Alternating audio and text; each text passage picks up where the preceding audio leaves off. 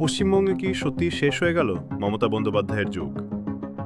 একসময় যিনি বামফ্রন্টের ৩৪ বছরের শাসন ভেঙে বাংলার রাজনীতিতে নতুন অধ্যায় লিখেছিলেন, সেই মমতা বন্দ্যোপাধ্যায়কেই এবার বিদায় নিতে হলো এক নাটকীয় সাংবিধানিক প্রক্রিয়ায়।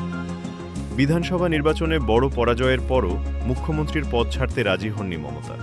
তিনি দাবি করেন নির্বাচনে কারচুপি হয়েছে, ফল পুনর্বিবেচনা এবং আইনি লড়াইয়ের কথাও জানান। কিন্তু রাজনীতির ময়দানে আবেগ যতই থাকুক, সংবিধানের নিয়ম একেবারে স্পষ্ট। আর সেখানেই ঘটল সবচেয়ে বড় মোড়। ৭ মে পশ্চিমবঙ্গের রাজ্যপাল আর এন রবি ঘোষণা দেন, ভারতের সংবিধানের ১৭৪ অনুচ্ছেদের অধীনে পশ্চিমবঙ্গ বিধানসভা ভেঙে দেওয়া হচ্ছে। অর্থাৎ পুরনো বিধানসভার মেয়াদ শেষ হওয়ায় আগের সরকারও সাংবিধানিকভাবে শেষ। এর মধ্য দিয়ে কার্যত শেষ হল টানা তৃণমূল শাসনের অধ্যায়। সবচেয়ে বড় ধাক্কা এসেছে নির্বাচনের ফল থেকে। সদ্য সমাপ্ত ভোটে বিজেপির কাছে বড় ব্যবধানে হারেছে তৃণমূল কংগ্রেস।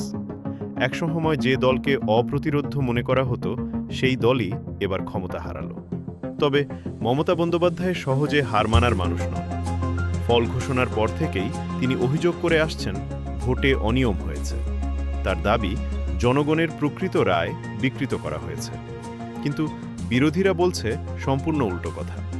বিজেপির অভিযোগ, পরাজয় মেনে না নিয়ে মমতা সাংবিধানিক রীতির বিরুদ্ধে অবস্থান নিয়েছেন। আর সেই কারণেই রাজ্যপালের এই সিদ্ধান্ত পরিস্থিতিকে আরও স্পষ্ট করে দিল। এখন সবচেয়ে বড় প্রশ্ন, পশ্চিমবঙ্গের পরবর্তী সরকার গঠন করবে কে? সংখ্যাগরিষ্ঠ দল হিসেবে বিজেপিকে সরকার গঠনের আমন্ত্রণ জানানো হতে পারে। যদি সেটাই হয়, তাহলে এটাই হবে বাংলার রাজনীতিতে সবচেয়ে বড় পালাবদলগুলোর একটি।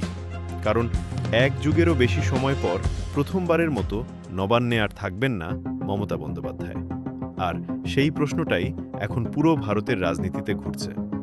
এটাই কি মমতা যুগের শেষ, নাকি এটি শুধুই আরও বড় প্রত্যাবর্তনের শুরু?